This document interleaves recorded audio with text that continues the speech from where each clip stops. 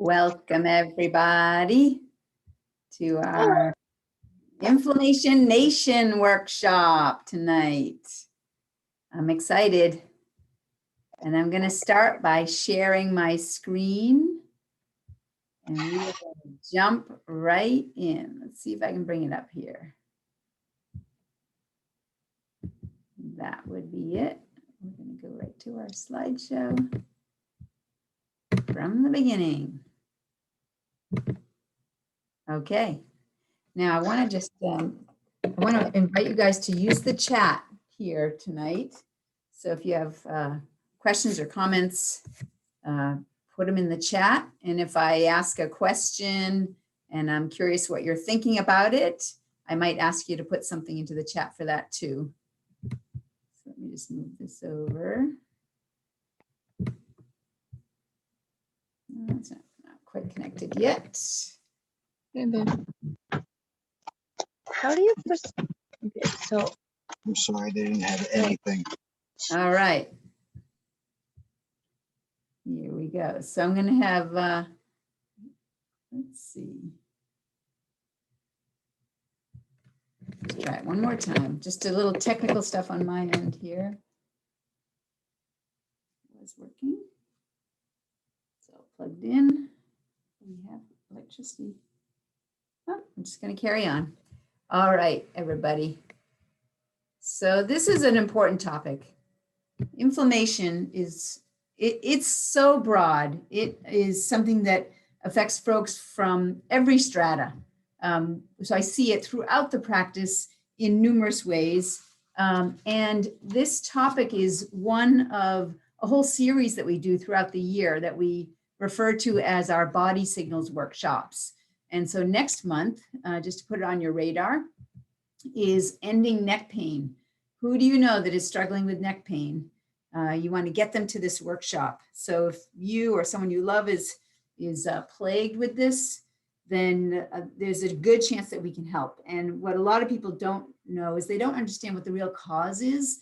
And without understanding that, it's really hard to get the resolution that they want and the optimum function that they want. So if you want to sign up for this, we can actually, I'm going to invite you to just send us a text to our 802-985-9850.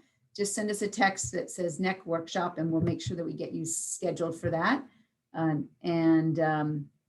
You can share this with other folks too. So if they're interested, they can just send us a text that they want to be included in the workshop. It's going to be next month, Wednesday, August 25th at 6:30 p.m.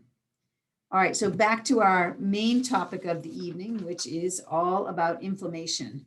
So, you know, inflammation is something, as I said, it affects all stratas of our culture, and it's not even just in our country, but all over the world. It's a concern. And a couple of years ago, I actually had a trip over to Europe, and I was able to kind of watch the human race in action and do kind of a transsectional study of the cultures in London, Montreal, Paris, Scotland, and pretty much going from eating event to eating event, because there were weddings we were going to and all kinds of things. And so, of course, eating is part of all of that.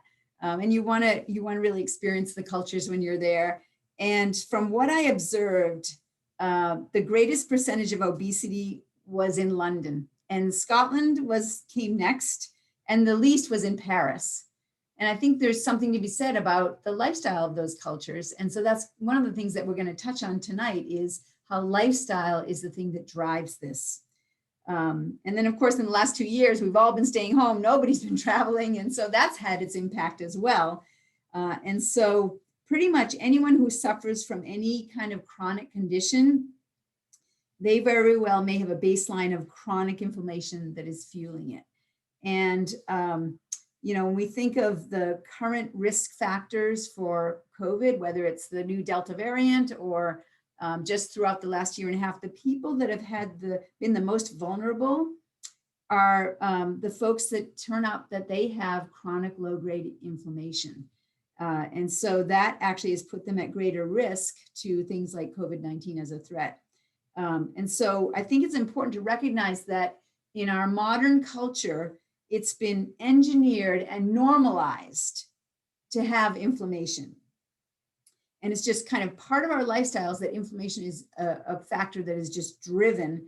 And it's, again, just from the conventional lifestyle. And so we have then taken what has become normalized, and we've also normalized the way we deal with it, the approach to manage it, which is through medications. So people that have all of these different chronic conditions, they're all managing them with medications, but the inflammation that's driving it is actually still going on because the lifestyles haven't changed. The medications have given them an escape to be able to keep doing the same things that got them there and not change that, but just try to manage it with medications. And so that means basically it's kind of taking the easy way out. And that can happen over decades, that people can just be managing with medications or just living around it. You know, well, I can't really run anymore, but I can still walk. So they live around it. And as opposed to the hard work of changing bad behaviors into healthy ones. And so that then would eliminate the fanning of the flames of inflammation. So, you know, it's hard for those that do struggle with inflammation because of, you know, all the different lifestyle accommodations that they have to make for themselves to live around it. But in addition to that, it's now created a greater risk for a worse outcome when something like a pandemic comes along, like SARS-CoV-2. So, you know, even these folks that, even if they were successful avoiding exposure to the virus, the chronic inflammation itself is deadly. That's still a problem. And so COVID has kind of shined a light on the fact that we have so many people in our culture that are weak and that are chronically inflamed. So let's focus tonight on what do we need to do about that, that's going to get, not just address the inflammation, but it's also going to, in the end, lower the reduce the risk of being, you know, a weakness or a vulnerability when something like the next pandemic comes along. So this is all about building health. I want to dedicate this webinar to my cousin, Barry, who he was actually born the day after I was. My mom and my aunt were in the hospital at the same time, in beds next to each other, delivering their babies. And so, so Barry and I, you know, we grew up like very close in the age and so on, but different outcomes with health. And Barry passed away last year, and he suffered and struggled with asthma and COPD and diabetes and heart trouble and obesity. And, you know, right around this time last year, I was doing this same webinar, and he was in the hospital, and they had realized that they were not really going to be able to help him. And they had just given him a few, maybe weeks or so to live. He was going home. And a few days after the webinar, he passed away. He actually didn't even make it out of the hospital. So I want to dedicate this to him because, you know, he is a classic example of how that chronic inflammation just, you know, took over and robbed him of quality of life, but also shortened the length of his life as well.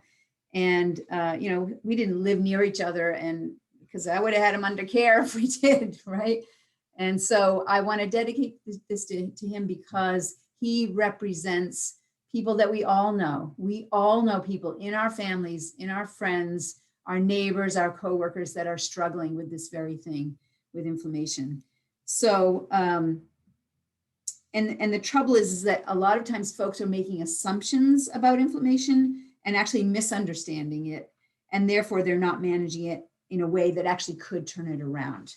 So let's first cover the idea that when the misunderstandings that come up about inflammation. So first off, there's two types of inflammation. One type would be if you sprain your ankle, right? You have an acute injury that comes with pain, and there's inflammation that's part of that. And that is the very thing that you need in order to heal that. The inflammation, acute inflammation, is part of the healing process of an injury. So we want that to happen. The problem is when it becomes ongoing. So you could have acute swelling in an ankle if you injured it, but what if your whole body is swollen, right? With this kind of chronic low-grade inflammation that's actually silent. So when you sprain your ankle, you know, it's going to be tender and painful. That kind of swelling, that kind of acute inflammation is painful. but chronic low-grade inflammation is silent. And so people don't always understand that that's one of the factors that's going on. 60% of US adults have one or more chronic inflammatory illness. 8 out of 10 deaths in America are related to inflammation, chronic low-grade inflammation and stress. The top 7 drivers of inflammation are a diet of inflammatory foods and also genetically modified foods, GMOs, chronic stress, gut issues like leaky gut or dysbiosis or even like a stealth infection like Epstein-Barr or Lyme, environmental toxins like air pollution or other types of toxins in the environment. Medications also can be one of the things that actually drives inflammation, and even vaccinations can actually drive inflammation in the body and in the brain. Poor sleep habits is another piece. Blood sugar imbalances that can drive cortisol levels, which is the stress hormone, which then pushes more inflammation. And then other types of chronic infections, such as like tooth abscesses or root canals, things like that. And then the other thing that I'll add in here, an 8th one, is trauma that can cause like traumatic brain injuries, that sort of thing. Those are the things that can also set up an acute inflammation that can then turn into a chronic inflammation. Okay, so those are the 2 types of inflammation, the acute and painful, and the insidious, painless, silent, which is the chronic low-grade inflammation. So chronic inflammation attacks tissues on a cellular level. So let me ask you this. We've covered this. If you came to the Better Results Faster workshop, you know we ask the important questions that people need to ask themselves in order to be healthy. And one of those questions is your body smart or stupid? Is it smart or stupid? When we ask that question, we ask it because we can ask the same question towards this idea of inflammation. So I want you to know that there is no good or bad inflammation. It's all innately appropriate inflammation. It's the body responding appropriately to whatever is going on. We were designed to survive and reproduce. At the cellular level, every cell is going to do whatever it takes to survive long enough to reproduce. No matter what the environment, no matter what we subject our bodies to, it will do everything it can to try to survive and reproduce. So with acute inflammation, like a sprained ankle, or you get swelling, you'll get some inflammatory chemicals in the area, you'll get a pain response, and all of that is to help you to heal up. It's an appropriate response to an injury. What most people don't understand is that inflammation at the cellular level, because it's silent and chronic, they're not addressing it. If it was painful, you'd want to figure out something to address it, but because it's not painful, people don't think of it the same way and they don't know how to address it. So regardless of what you're struggling with, if it's a chronic issue, the vast majority are under attack at the cellular level. So what does chronic low-grade inflammation look like? It's going to show up as things like heart disease, high cholesterol, blood pressure, strokes, mood disorders, depression, anxiety, brain degeneration, Alzheimer's, senility, obesity, diabetes, cancer, joint pain, swelling, arthritis, atopic disorders like allergies, asthma, eczema, acne, and even just not recovering very well, poor recovery, poor healing, and poor immune response. Does that sound like anybody you know, right? Almost everybody we know can fit into one of those categories, right? Because it's rampant. Can you think of friends or family members? Like I can think of family members, neighbors, coworkers.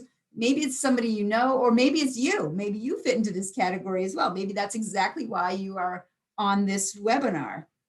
So you have to understand the physiology if you have any hope to achieving optimum health. And may I just say, please don't wait to address these things. I don't want to hear any more stories like my cousin's, where there was something that I could have done. He didn't live near me. It wasn't really on my radar. And by the time I found out, it was really too late. So for so many of you out there, there is something that you can do about it, but you have to take action. So I want to make sure that as we go through this evening, that you are taking notes about the things that you're going to be taking action on. All right, so who's ready to take action? If you know someone else who is struggling, please lean in on them, right? Please speak to them about this. Tell them what you're learning. Don't sit back, because the chances are that they don't know that there actually is a better way. So if you're a guest on the call, I know I'm recognizing a lot of you that are in the practice. If anybody's watching that's a guest on the call and you want us to see if we can help, feel free to just contact us. Just send the message consult to our text 802-985-9850, and we're happy to arrange a time that we can sit down and talk it out and see if we can help. All right, so what I'm going to be talking about, I don't know if any of you were part of the May webinar that we did, which was on how to get 15 pounds healthier in 15 weeks. And in that webinar, we realized that when we talk about, for example, weight concerns, the really important piece to understand is that it's all about a hormonal imbalance. And so if you're curious about that webinar, let me know and we can make sure you get a copy of the recording for that. But that one we focused on hormonal imbalances. For this webinar, we're going to be focusing on a different imbalance, and it's all about essential fatty acids. So what is it that causes silent inflammation? It's an imbalance of omega-6 fatty acids to omega-3 fatty acids. So we're going to take some time to unpack this so that you really understand it. With the hormonal imbalance, it was all about insulin. Insulin drives cortisol levels. When insulin goes sideways, then that drives weight loss resistance is one of the things. For this topic tonight, it's a specific ratio of essential fatty acids. So when we call something an essential fatty acid, it means that it's something that is required by the body. The body cannot make it itself, so it must be consumed in the diet. That's what an essential fatty acid is. It's something that we must consume in the diet. There are different types of fats out there. Some are harmful fats. We're going to cover what those are. They're unhealthy. Some are good fats, and some are great fats. The omega-6 fatty acids, just as a category, are good fats, but there are bad versions of them. So we want to make sure we delineate the good ones from the bad ones. So there are unhealthy omega-6s, but we do need to have some omega-6s in our bodies in order for them to work right. But balance is the key here. So we want to have, the ideal is to have a ratio of 1 to 4 omega-6s to 1 omega-3. And so I'm going to unpack this a bit, but I want you to know where this comes from. And it comes from 40,000 years ago, when our ancestors were experiencing their environment, and that was what shaped what the genetic demands were for our bodies. So 40,000 years ago is when we really set up our genetics and how that was going to work for our digestion and our cells' functions. And it's all based on this ratio. But so I've covered what the ideal balance is.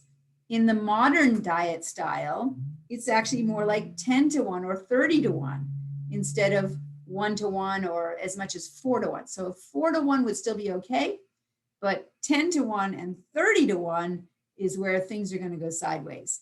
And there has been a major increase in a lot of the unhealthy omega-6s, plus a major increase in even the healthy ones. It's just too many of them. And there's been a major decrease in the omega-3 intake.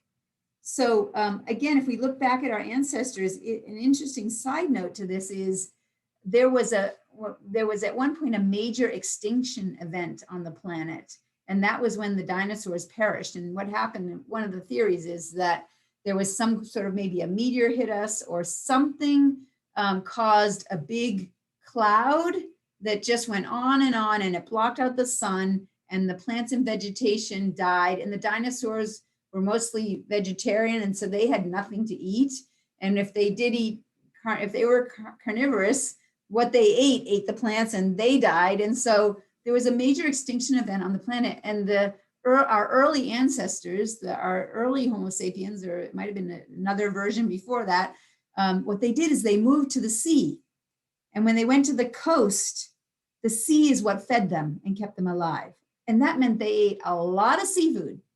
And the seafood is very, very rich in omega-3 fatty acids. And what that did is it actually caused the brain to grow, and we grew our prefrontal cortexes at that point. And that's what made us really, really smart so that we could adapt to almost any environment on the planet. So it's an interesting piece that how much the omega-3s are tied in to even our evolution as in the human species. And so let's now just look at this idea that if we do have an imbalance, what that does is it shifts the body into a pro-inflammatory state, a state of inflammation that just gets pushed and is perpetuated. And if we can I just double click on this idea of the unhealthy omega-6s. So if we have the unhealthy versions of these, they are the ones that are processed and damaged from cooking and even from processing. And what happens is they oxidize and they get damaged, and then they're no longer functional. They're inert, and but they still take up a place where a healthy one would have gone. And that's actually in our cell membranes where they live. And so that is what then leads to early aging. One of the things that contributes to early aging. So we need to make sure we're using undenatured omega-6s when we are using them. And also recognize that oftentimes cholesterol is blamed for inflammation and for cardiovascular disease, but the cholesterol is there as a carrier, and it's going to carry these damaged, bad omega-6s that are causing the problem, and cholesterol gets blamed for it. So we want to lower the cholesterol, but if you don't change the lifestyle, you're still putting the bad omega-6s in, they're still going to do their damage. So you want to get organic expeller pressed versions. And again, we're going to cover this. I'm just going to introduce the idea to you, but we're going to unpack this more. And so these are some of the examples, again, just as I want you to just take this in as the tone here. So what we can see is that the good fats are the ones that have always traditionally been used as fats and oils. They're not highly processed, they're not refined. So things like olive oil, avocado oil, peanut oil, butter and ghee, tallow and lard. So those are the healthy animal fats from beef and pigs. Cocoa butter, macadamia nut oil, coconut oil, almond oil, unrefined palm oil, and palm kernel oil. These are the healthy ones. These ones are also good as long as you watch out and don't use too high of a heat. So walnut oil, flax oil, sesame, walnuts, seeds, fatty fish, artisanal grapeseed oil. And then you'll see if that grapeseed oil is refined grapeseed oil, then it's going to be damaging. You want to have limited use of the refined peanut oils, refined avocado oils, and refined coconut oils. The ones you don't want to eat are these ones right here. So the soy, the sunflower, safflower, canola, corn oil, cottonseed oil, hydrogenated oils. Anytime you look on the ingredients and you see hydrogenated oils, run the other way. Refined palm oils can be troublesome. In most restaurants, they're going to use grapeseed oil and rice bran oil, as well as these other bad oils. So fried foods in restaurants is going to be tricky unless you happen to know that they only use healthy oils. The only restaurant I know in the Burlington area that uses healthy oils and makes a point to do so is Eco Bean and Greens. So I'm a big fan of them. The other places that you're going to find the unhealthy trans fats, stay way away from those. Fake whipped cream, fake butter spreads, store-bought pastries, chicken nuggets, margarine, shortening, restaurant fried foods, most chips and crackers, most protein bars, most salad dressings, most mayo brands, most granola and cereals are going to have the unhealthy hydrogenated oils and trans fats in them. All right, now moving on. So what is it that, what is it that omega-3 and 6 fatty acids, where are they used in the body? They're used in our cell membranes. So when you think of your body is made up of cells. And your cells are what all the tissues are made of. And the cells are made of fat. And especially the cell membrane is what is made of fat. So there's something called a phospholipid bilayer. And that's this part right here. This is fats right along here. And then this is a second layer of fats right along here. So there's a bilayer, meaning 2 layers, phospholipid bilayer. And then there are these doorways and windows so that things can get in and out of the cell. And they're made of proteins. And you can see that part of the cell membrane is also cholesterol. That's part of the cell membrane. We need cholesterol to make our cells. It's essential that we have cholesterol in order to make our cells. So people that are trying to take medications to lower their cholesterol or trying to avoid foods with cholesterol, avoiding fats because fats are bad for you, what are you going to make your cells out of if you don't have cholesterol and fats as the building blocks for those cell membranes? So this is really, really important here. And so let's just look at this idea of cells, because people oftentimes think of their cells as something like that. Like it's just a big round ball and that we just have a bunch of those that stick together and that's what forms our tissues. But really a cell is more like this. Rather than a round bouncy ball, it's more like this children's toy. I'm sure you've seen this. These have been around for decades. And you can see that there are these different shapes in the membrane, in the wall. And those different shapes are very much like the holes that we just looked at that are formed by the proteins that are the receptors where things get in and out of the cell. Now, what's important is that these receptors are kind of like a lock and a key. And so it has to fit properly. So only certain things can go through certain doorways and windows if they have the right key to fit.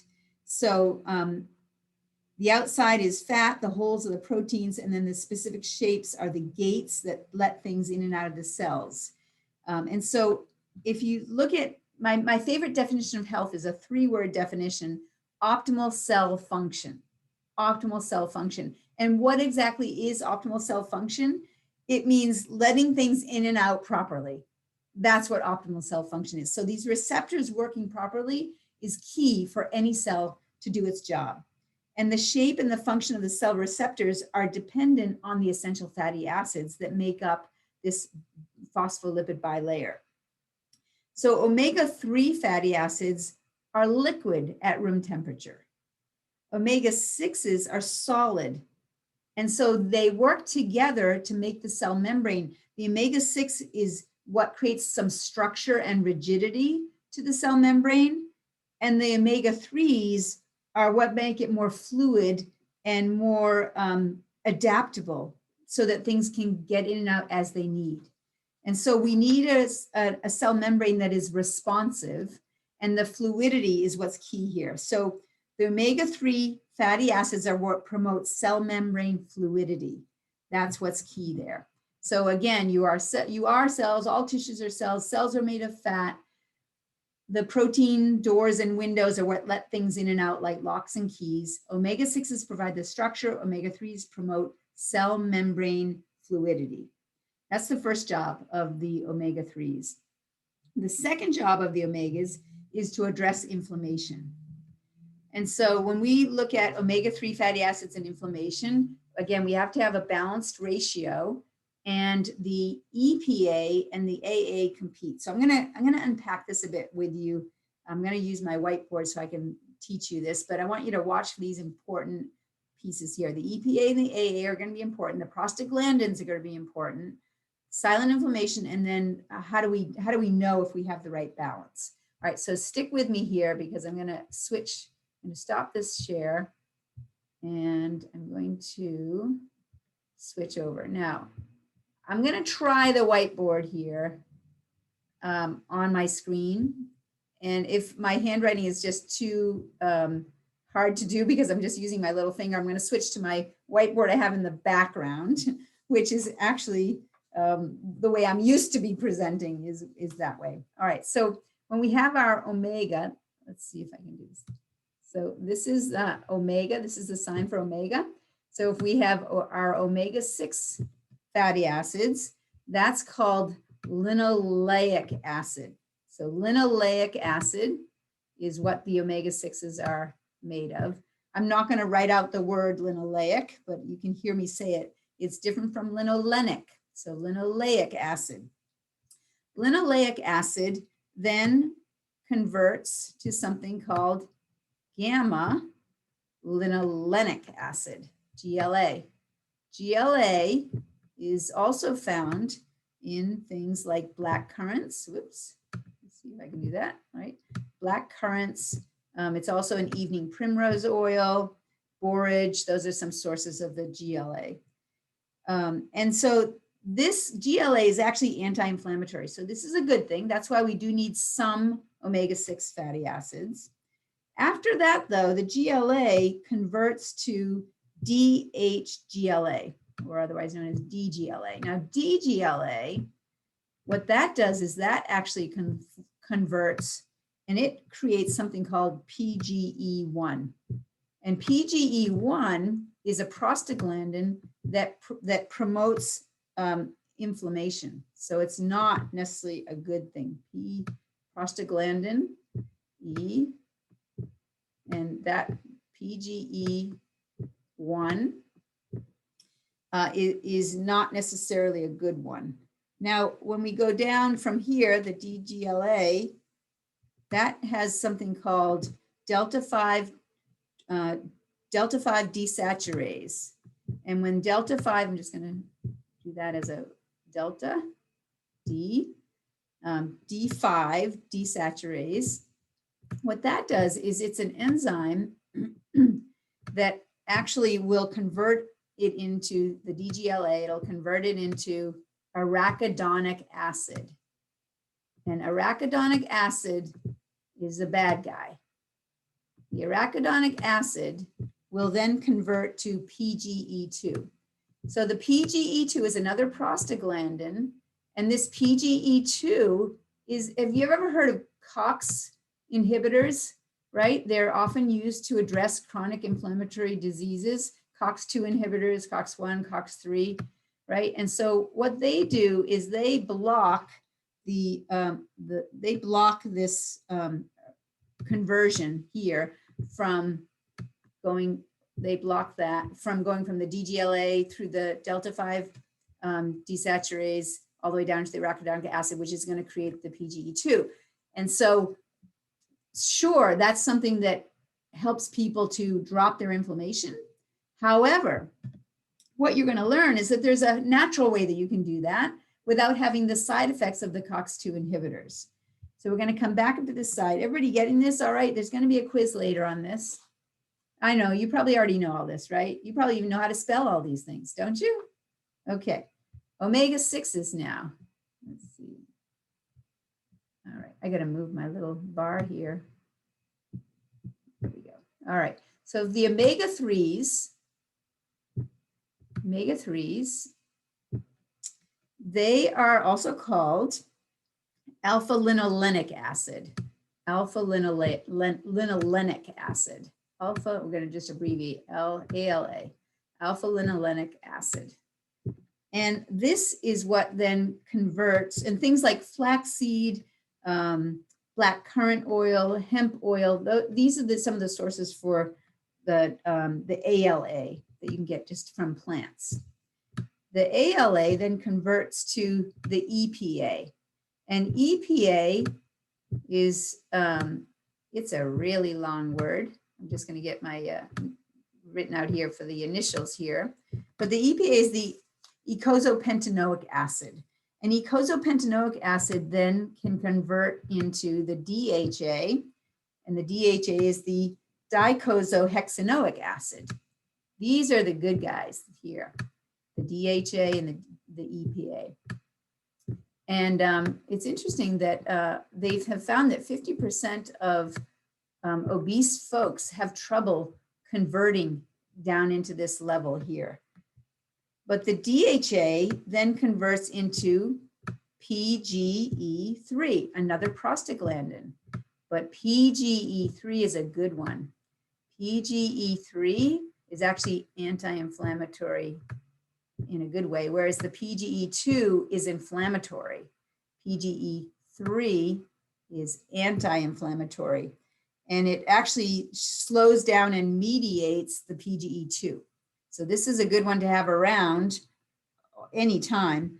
But what also is true is the EPA comes in and blocks this right here.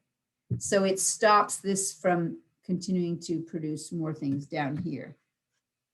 Oh, actually, the PGE1 is one of the anti-inflammatory prostaglandins. So the PGE2 is a bad one. And so we can actually have the right kinds of omega-3s that are going to slow down and mediate this whole pathway, which is the thing that promotes the chronic low-grade inflammation in our culture.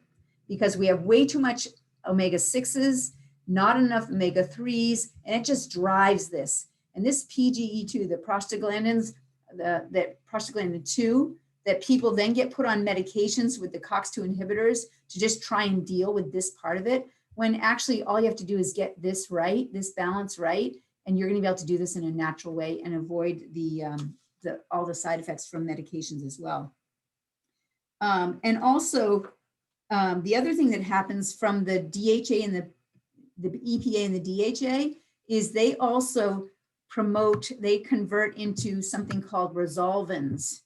And these resolvins are what will resolve inflammation. So if you, for example, sprain your ankle and you have an acute response, an acute inflammatory response, 8 to 10 hours later, we want you to now drop out, have that inflammation drop down because it's done its job and it resolves.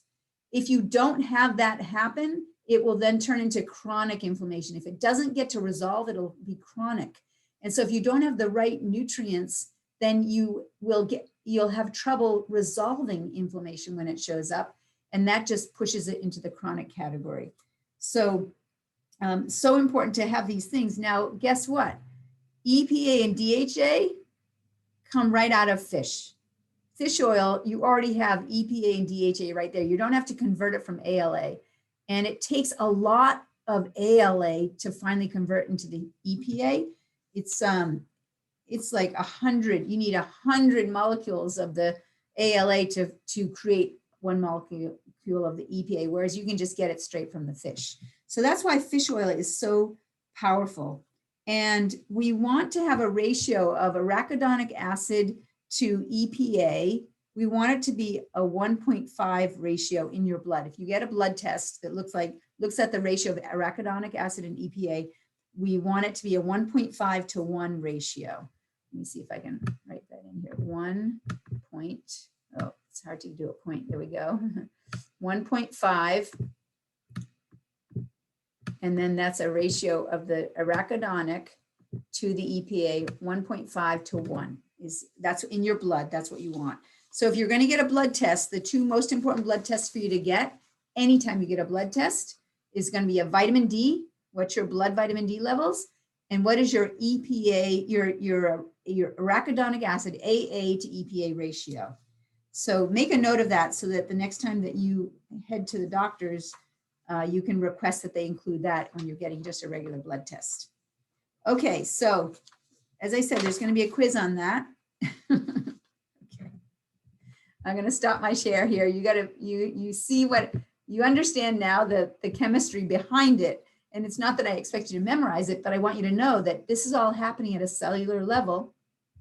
And so we want to understand it so that we can make our best choices. All right. So here we are. So we covered that omega-6, omega-3 balance. The balance ratio is so important. The EPA and the AA are going to compete with each other, and we want the EPA to win.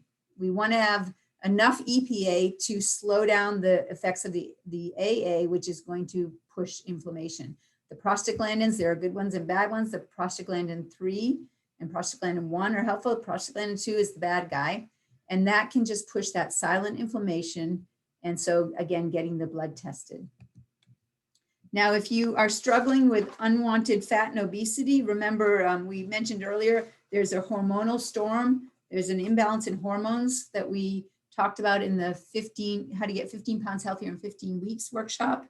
But the other piece of that is that imbalanced hormonal storm also contributes to driving pro-inflammatory reactions. And that's what leads to chronic disease. So the metabolic derangement and the hormonal storm is part of the picture. And essentially, let's just all agree that it's not just about looking good, right? We want to be functioning better and feeling great. So we don't necessarily want to take shortcuts in trying to just lose weight any way that we can, even if it's an unhealthy way. We want to figure out what do we need to do to actually just get healthier so that we're functioning better and feeling great. So let's look at the ways that this chronic disease plays out. Cardiovascular health. So that's going to be heart health, blood vessels, high cholesterol, high blood pressure, plaques, clots, strokes, those kinds of things. And heart disease is definitely an inflammatory problem. So I want you to just notice here, this is a blood vessel that we're looking at right here. And the blood vessel, the blood flows through this, it's called the lumen. And when you have toxicities or deficiencies, or both, you're going to start irritating the interior lining of the blood vessels.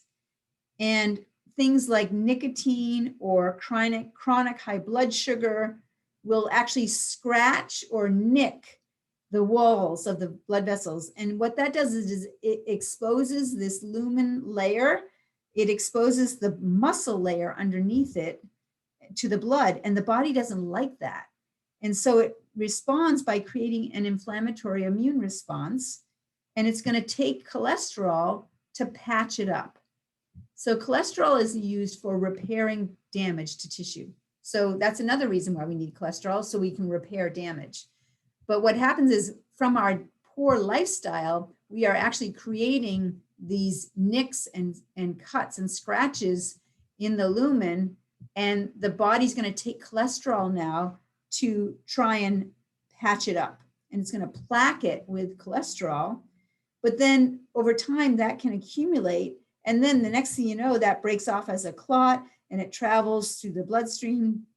And the clots will go into smaller and smaller diameter blood vessels. And then it's going to start to reach one that's too small, and it's going to clog that arteriole. And that's what then starts to lead to heart attacks and strokes. So this is what heart disease is. It's inflammatory, and it can be totally eradicated. It's a lifestyle illness. So instead of treating it with drugs, you know, when I think of prescriptions, I think of a prescription slip is just a permission slip. It just gives people permission to just keep doing the same poor lifestyle habits that they've been doing. Just take this drug and just keep living the toxic deficient lifestyle you've been living that created it. And it may force your blood pressure down with a drug, but then if you just keep living the same lifestyle, you're still going to be in trouble because the rest of the blood chemistry isn't changing. And so cholesterol levels can get elevated because your innately intelligent body is responding to the irritation of the plaquing of the walls. And so you can drive the cholesterol levels lower, but you're still going to have heart disease.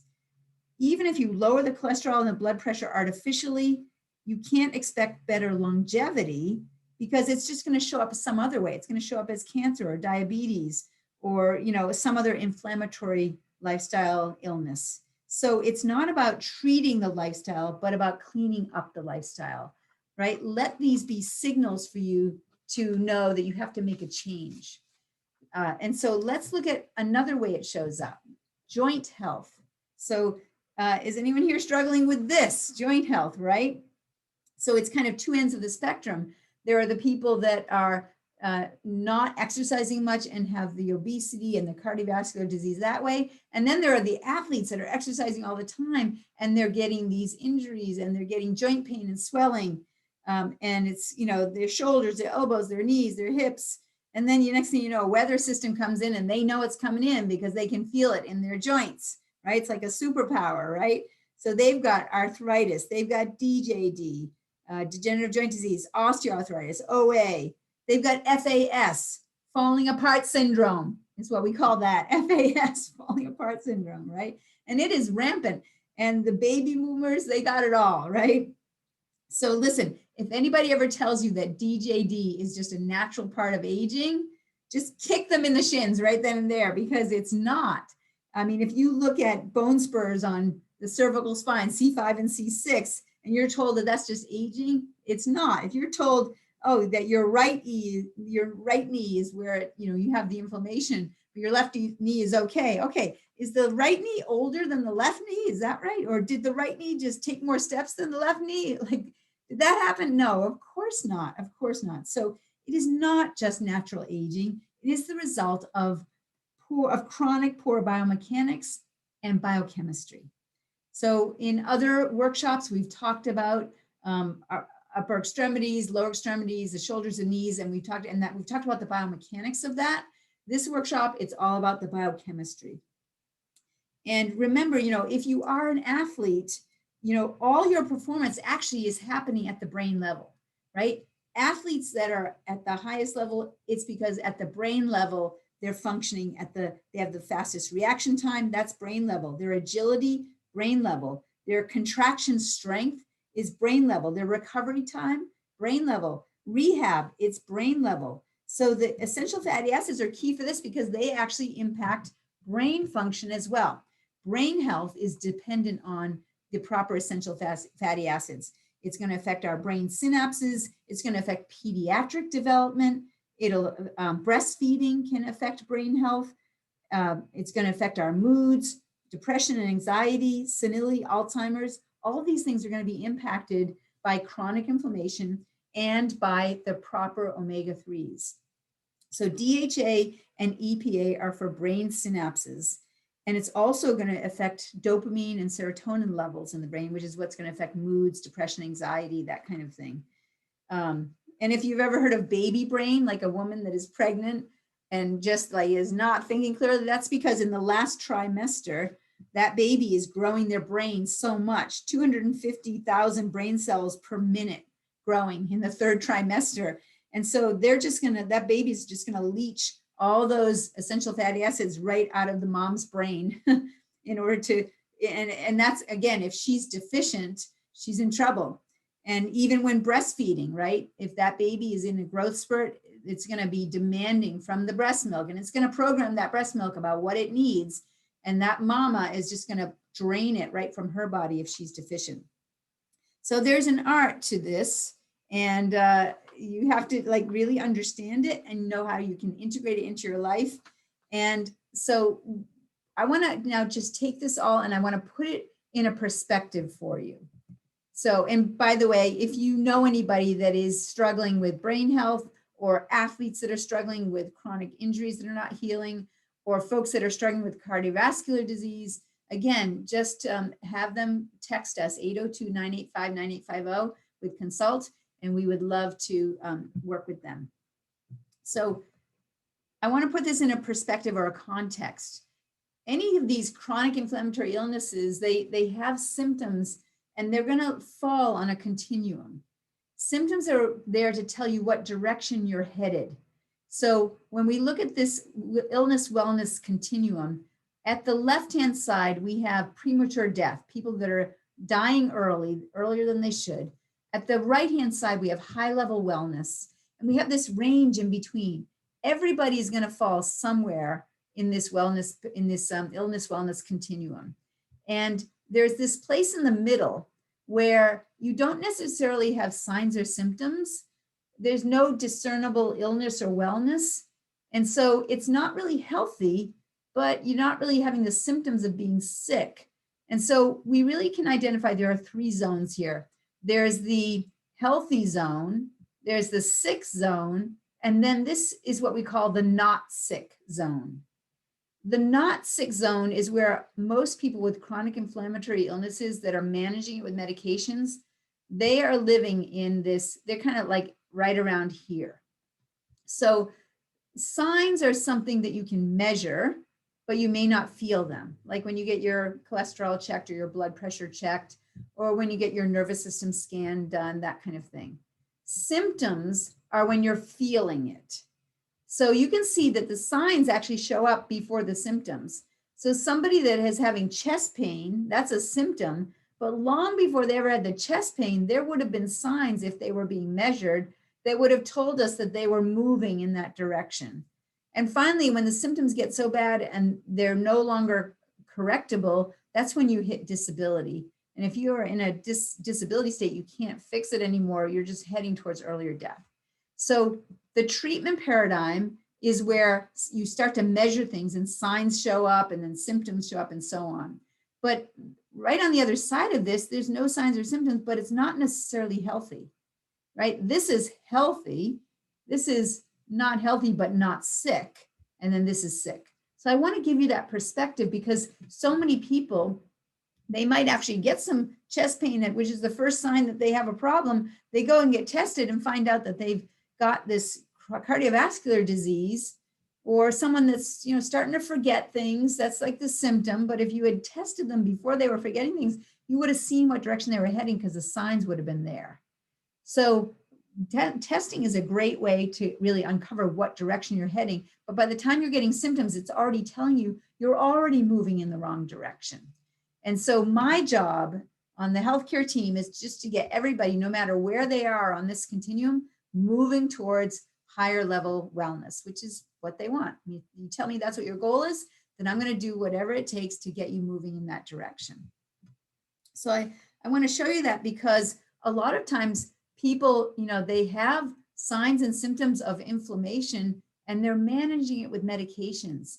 Managing it with medications is not going to move them towards health, right? It's not moving them towards wellness. It's just helping them to continue to be in the not sick zone and maybe even being in the losing function zone because they're the side effects of the medications and they still may not even have symptoms, right?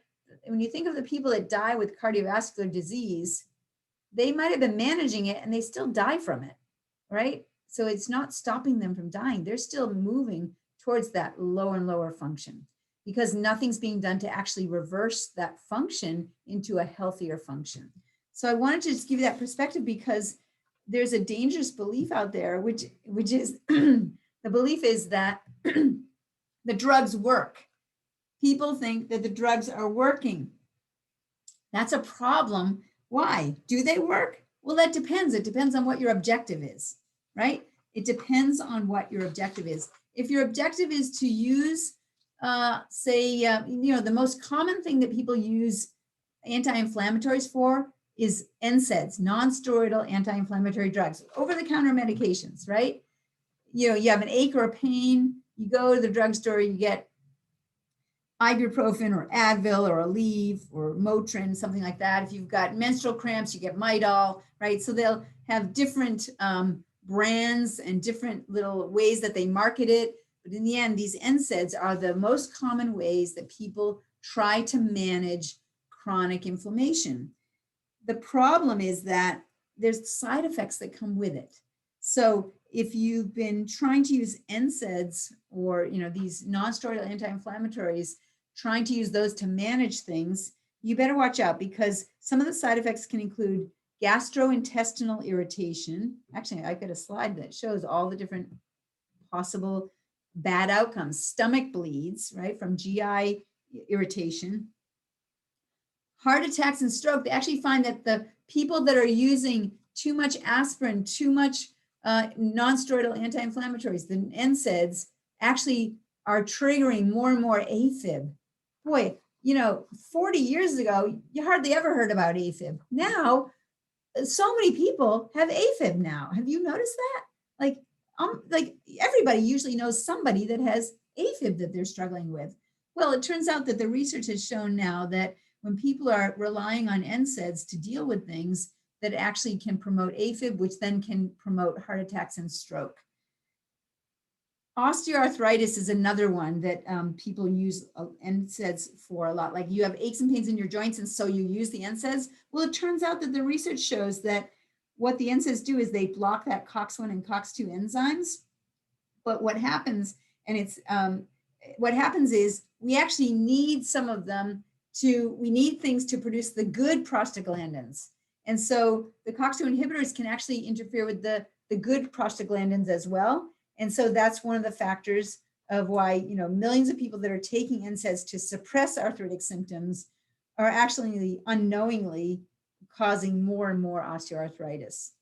I thought it was interesting that infertility was another thing that can be caused. And they actually did studies and they found that women that were taking NSAIDs, it actually got in the way of their follicles from being able to have an egg become mature. And so they were not ovulating.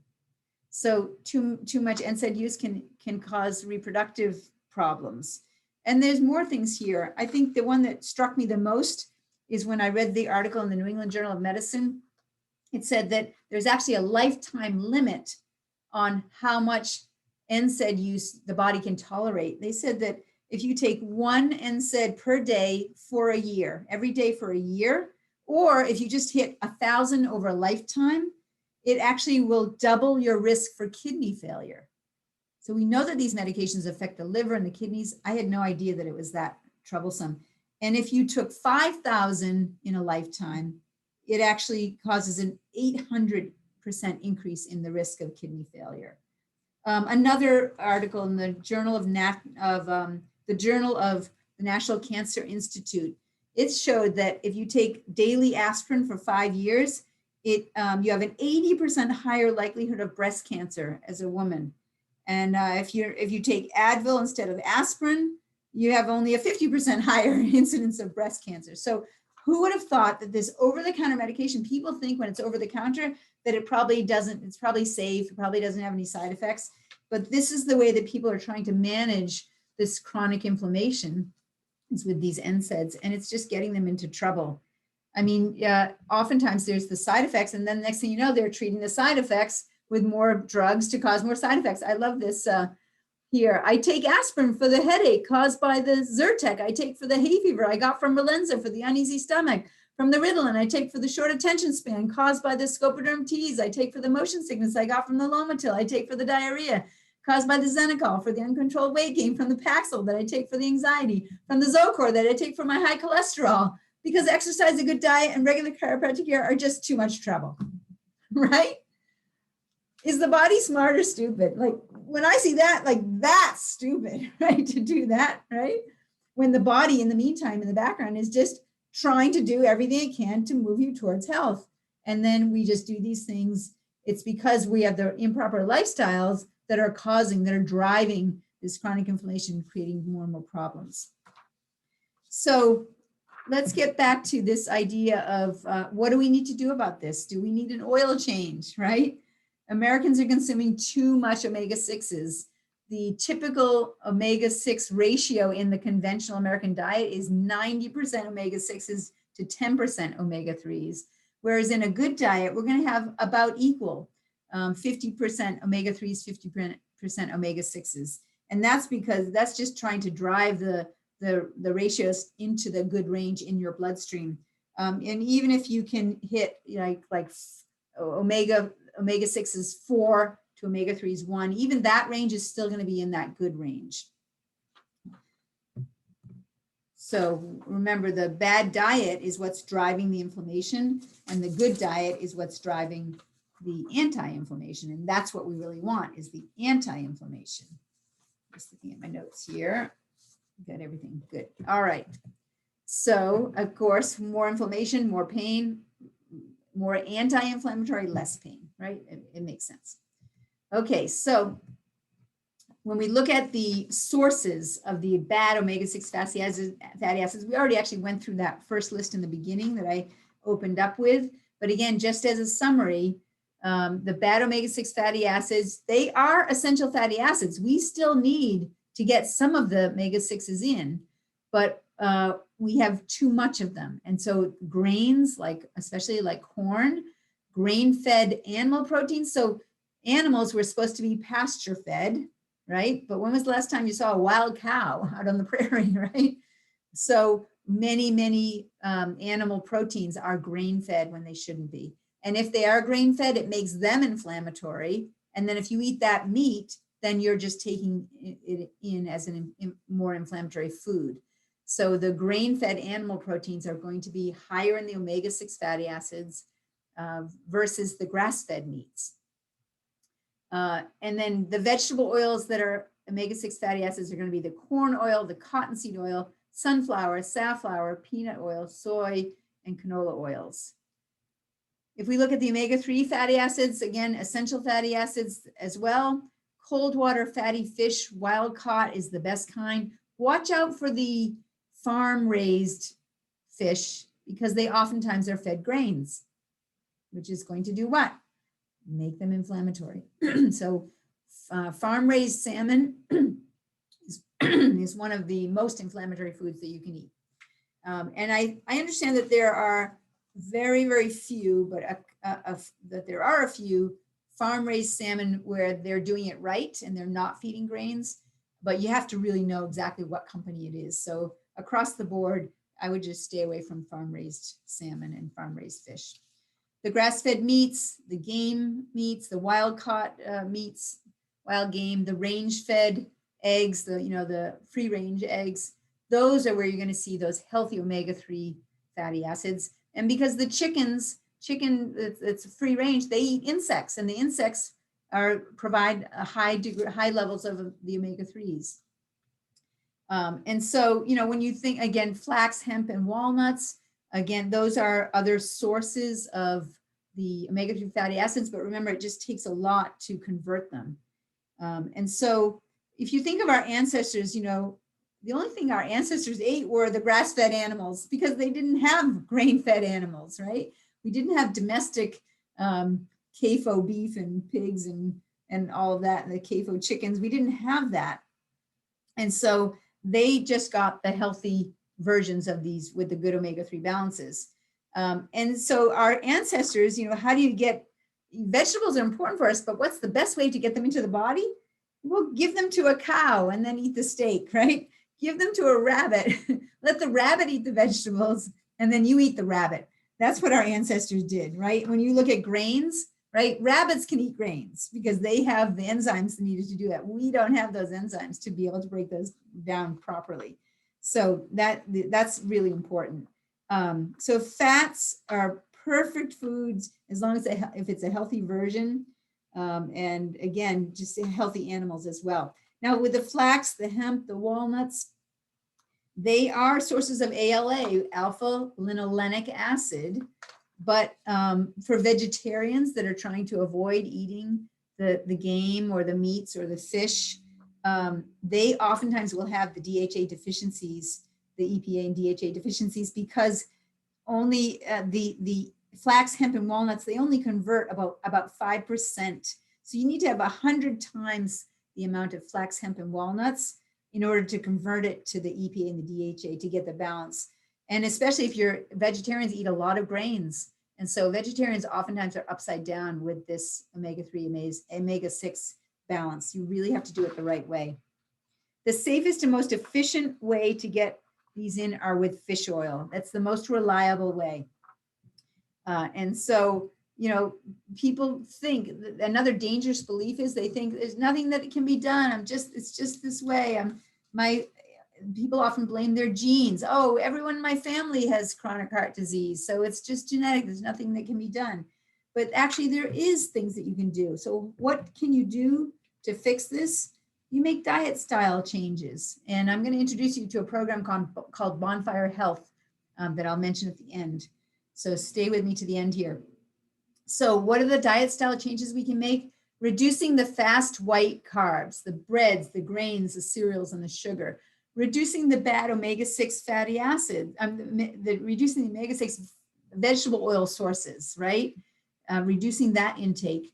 Adding in grass-fed meats and wild fish and game and range-fed eggs.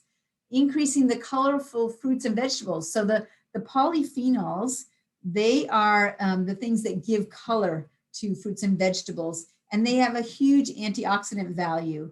And the antioxidants are what get rid of the free radicals from oxidative stress. And so that has an anti-inflammatory effect as well, takes the burden off the body. And also adding supplementation.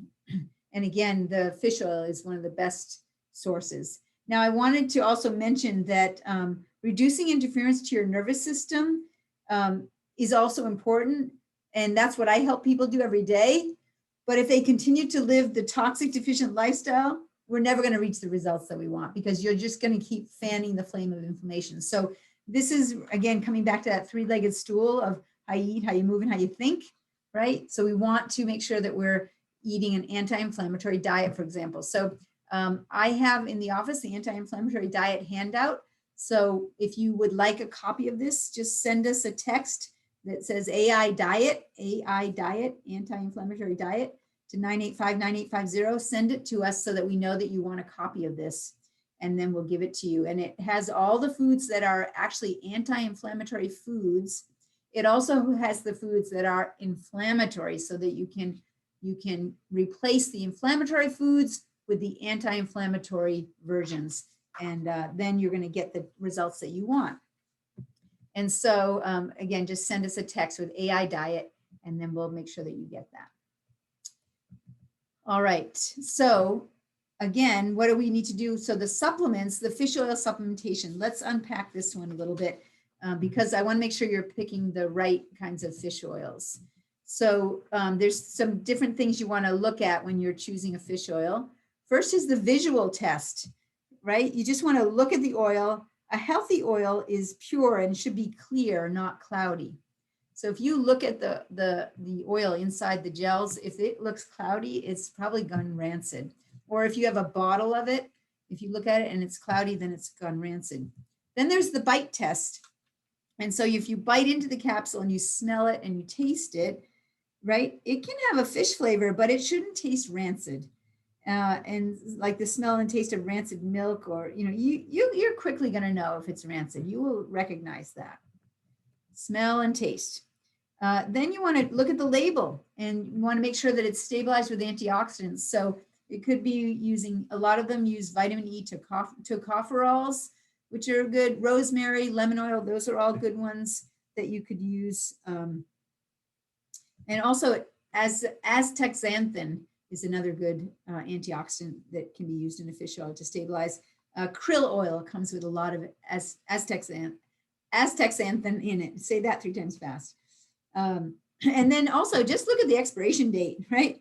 And make sure the oil is not expired. So that's the way you pick the right fish oil. But then also people have questions about liquid versus the soft gels. And so the benefits for liquid versus soft gels, with the liquids, you need a high, if you need a high dose, the liquid is the way to go. If you have trouble swallowing capsules, liquid makes it much easier.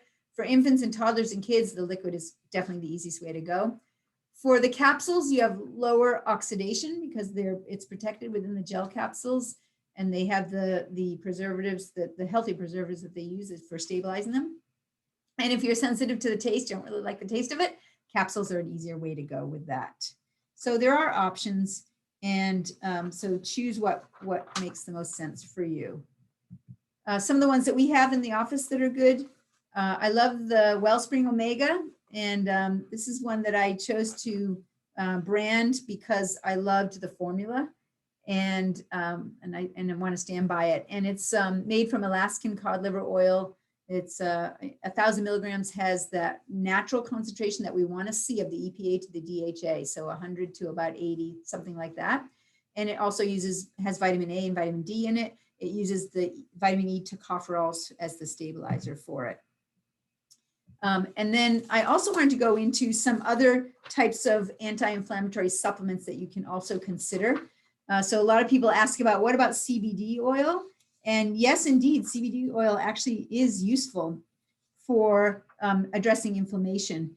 And I want to just make a discernment here between the types of CBDs that you can get. So if you're using marijuana as your source of CBD, that's going to include THC. And you just want to be careful because THC can actually increase inflammation in the brain.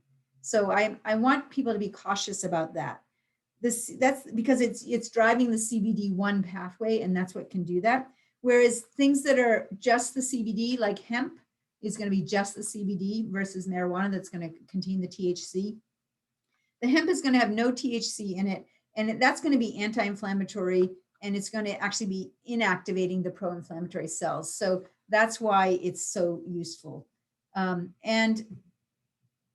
This is a product that I have loved in the past, and there are reasons why I love it. It actually is rebranded recently it's called Optimize CBD. If any of you want to get a sample of it, I'm happy to give you a couple of them to try out. People rave about them for inflammation, also for helping with sleep. people rave about them for this. And so the reason why I love this particular product is, and again, it's rebranded as Optimized CBD. It actually has the highest recorded bioavailability, and it's because it actually is 100% water soluble. It's one of the only ones I've ever found that's water soluble rather than being oil based. And it's also very stable. It has zero degradation in the stomach. It actually can pass right through the stomach, and you don't have to refrigerate it. It has a 2-year shelf life, so it's really stable. And it has this nanostructured liquid, and it has a liquid, but it's also encapsulated, and that's why it can get through the stomach. And it's one of the only products on the market that actually has claims that are supported by direct empirical scientific evidence. So they actually tested this exact product, not just referencing general CBD research. And because it's so powerful, you actually don't need as much. And so it actually is pretty cost effective as well. So just wanted to let you know that that is available. Again, it's Optimized CBD is the brand now. I also do like hemp oil from Standard Process. And the reason I like it is that it actually has this entourage effect. So they use the full seed and stalk, so it's full spectrum. And so it includes a lot of the phytocannabinoids in it as well. And so it has, it can have a greater effect as well. So I usually like to test people when they come in. Some people do better with the hemp oil. Some people do better with the other CBD, the Optimized CBD. So if you're curious, we can certainly very easily test you when you come into the office. I did want to say also that the endocannabinoid system, you know, there are a lot of things besides CBD oil and hemp oil that affect it. And the endocannabinoid system regulates everything, but it also is impacted by physical activity, by diet, by stress. So if you have a poor lifestyle, you know, you could fix it by taking the CBD, but then it's just all going to come back. So I would rather see people use this to address things early on, but over time, I'd actually like to see people not have to rely on it because their whole lifestyle is an anti-inflammatory lifestyle. So yeah, I don't want people to mistake this idea that it's that the supplements are just going to fix everything the same way the medication fixes everything. We really want you to have a healthier lifestyle with all of this. Now, there are some other supplements that can really help with inflammation. Turmeric is one of them. And I love this particular turmeric product. It turns out when you look at the research, 50% of the turmeric products on the market actually have synthetic ingredients, and 71% of them actually have toxic ingredients in them when they've done the studies. So I love the Medier brand. They are so meticulous. And this particular version actually is infused in, oh, I'm blanking on it. Fenugreek. It's infused in fenugreek, which makes it 26 times more absorbable in your body. So another product called Boswellia, it's actually a frankincense product, but it also has turmeric in it, the Boswellia forte or Boswellia complex. And both of those are really good for addressing inflammation. Some of them are going to be targeted more for addressing brain inflammation. So if you're having trouble with like memory, or you've had a TBI, traumatic brain injury, something like that, then I may choose to use one over the other. Magnesium is useful for the brain and some other products, but the omega-3s also really important for the brain. For more systemic type of inflammation, again, the Boswellia and the turmeric are going to be good. The omega-3s are important. And then there's some other products. Vitanox is a good one. But the other things that I want to do is I want to help people resolve gut dysbiosis and stealth pathogens, because we know those are things that can drive inflammation. I want to have people support their detox pathways so they don't have toxins building up, which can drive inflammation. And also having your system, what we call the HPA axis. So the hypothalamus, the pituitary, the thyroid, the adrenals, the reproductive organs, having that whole stress managing pathway in your body, having that well supported, and that will help. Products that are called adaptogens will help with that. And that actually lowers inflammation if you're less stressed as well. For people that have blood tests where they have a finding of the C-reactive protein, CRP, that's high. That's where the blood vessels are inflamed. There's a product called Cyruta Plus that's really good for addressing that. People that have the osteoarthritis, again, the Boswellia, which has ginger and turmeric and celery seed in it, is really good for the osteoarthritis, the joints. And then as we discussed, the CBD can be useful as well. Now, for addressing some of the other organs that may be in an inflamed state, there's also products that are actually the blueprint for repairing these organs and really getting them so that their structure is really strong again. And so there's all of these PMGs, they're called. So PMGs for the skin, for the nervous system, for the cardiovascular system, for the thyroid system, and so on. These all are going to be helpful, pancreas as well, to rebuild the organs themselves. And then we add that anti-inflammatory lifestyle to it, and that's how we get our best results. So again, that's going to be something that I'm going to test an individual for. But just so if you see it come up in the mix of things I recommend for you, you'll know why I'm recommending it. And now we come to the idea of stress, right? Who here would agree that modern life is stressful, right?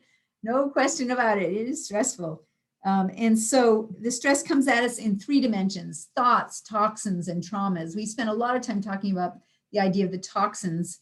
Let's also recognize that if we have injuries that have become chronically inflamed, right? It started with the trauma, but something is getting in the way of it not resolving. And I wanted to mention that the nervous system is actually key. It is the system in our body that helps us to adapt to and manage stress. And there's a wonderful research paper that came out that actually shows us that the C1 neurons are involved in the anti-inflammatory response. So, right here, the key thing is that it's the sympathoexcitation is required for anti-inflammatory response via C1 neurons. What does that mean? Well, when we look at the nervous system, we think of it as a fuse box. And when you think of the fuse box in your home, you're thinking, oh, well, that fuse goes to a certain room in the house, and that one goes to a different room in the house. Well, for the body, these nerves, they go to all the different parts of the organs, different organ systems.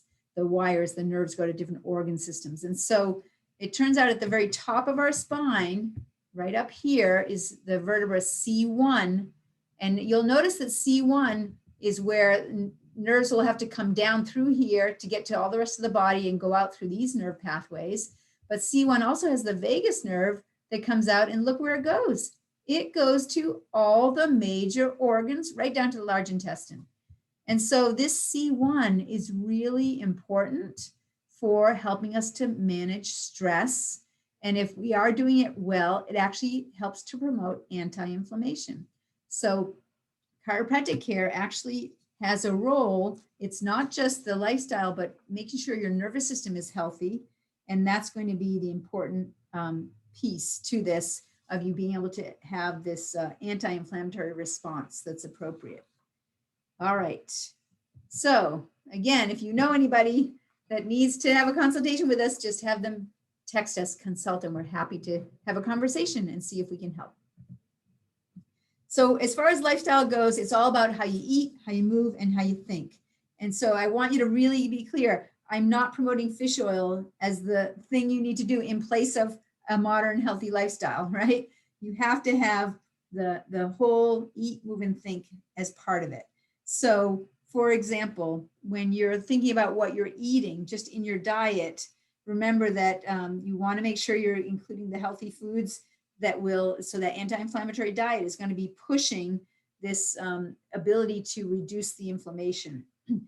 Some other really anti-inflammatory foods, you take note here if you're a person that writes down notes: garlic, green tea, resveratrol, which is in grapes, even in wine, right? But most well known in grapes. Turmeric in the diet, just as a spice, rosemary, cruciferous vegetables. These are all things that actually help us to adapt to stress, which then helps to resolve inflammation. Other things that are important when we think about how we move, the best way to move in order to promote a drop in inflammation is something called burst exertion exercise. burst exertion. Think about a little kid that's playing tag. They run. They're all out of breath. And then they wait and they just chill out for a little while. And then, oh, here they come again. They run. So different from like the long haul, marathon runners that are just going. That actually is really hard on the body. And so the burst exertion exercise, which is a burst of exertion, and then you keep moving and then you burst again, that actually is the best way to lower inflammation in the body. And then when we think about eating, one other thing I want to mention is fasting can be another way to drop inflammation in the body, and even things like intermittent fasting. I go into more detail with that in the how to get 15 pounds healthier in 15 weeks workshop. So if you want more information, just let me know and we can make sure you get a recording of that.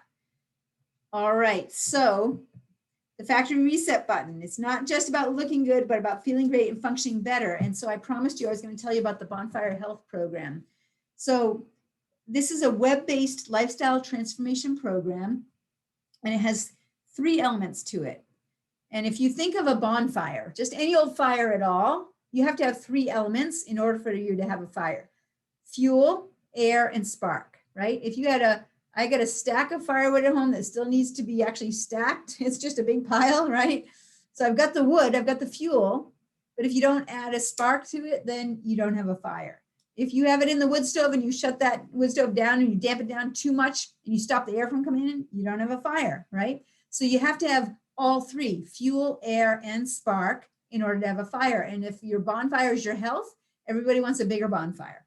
So in this program, bonfirehealth.com, it goes into teaching you the best practices on how you eat, how you move, and how you think. So fuel is how you eat, air is how you move, spark is how you think. And they actually have, if you go to the website, they have a 90-day challenge. And it's a 13-week program that'll introduce you to a new healthy habit in each category each week. And you can also double click on these things. So you'll get the email and it'll be just a couple paragraphs. If you're busy, just do what it says on the email for that particular best practice. But if you're curious and you want to know the research behind it, you can click on the links. It'll take you right to the research. Or you can go and you can see what's the meal of the day, what's the workout of the day, what's the journaling exercise of the day. And it's all evidence-based. So you can, again, follow the research of where it comes from. And so it has the widgets, it has kind of the cookbook widget, it has the workout widget, has the journaling widget, right? And there's no gym needed. All the exercises are things you can do just right in your house. You don't have to go find substitutes for the recipes, right? You think something looks delicious. It actually is going to have all good ingredients in it. And it actually has a good community to it as well. And I think the community is powerful because we are weirdos. We are different. We're not what you're going to find otherwise, because we really care about health and we're not conventional. And they even have a Facebook fan page. And so you can be part of it. It's worldwide. It's all over the world. And so this bonfirehealth.com, once you see it, you're going to think, wow, it probably is worth $5,000 the amount of change that it could get. But me being a bonfire doctor here in Vermont, I'm the only one in Vermont, I can arrange a special price for you. And the special price is, it's free. It's free. And you can share it with everybody you know so that they can get healthy lifestyles as well. Because too many people, they're just not doing what they need to do for their lifestyle. So I want you to share this with people so that they just get on the road to better health as well. And if I can help them personally, I'd love to do that too.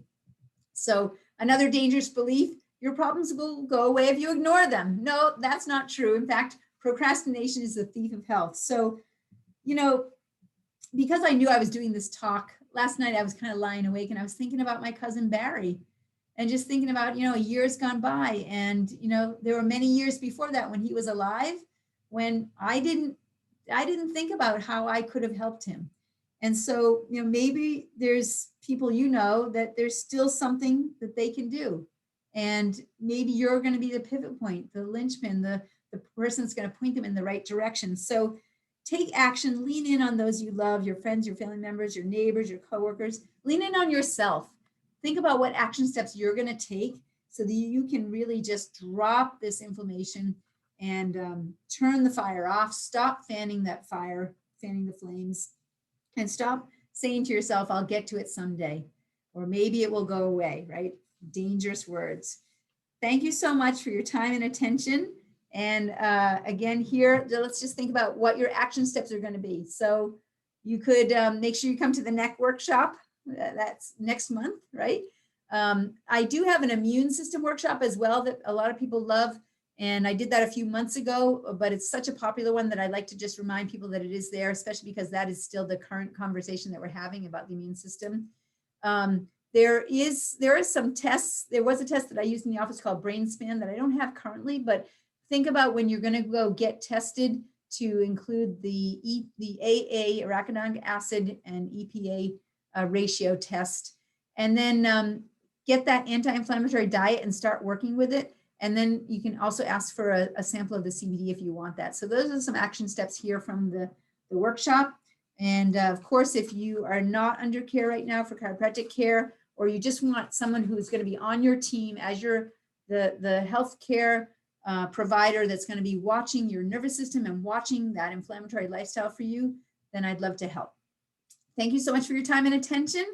And if you have questions, put them right in the chat there and I will check them out. But otherwise, you're all free to go and have a great evening.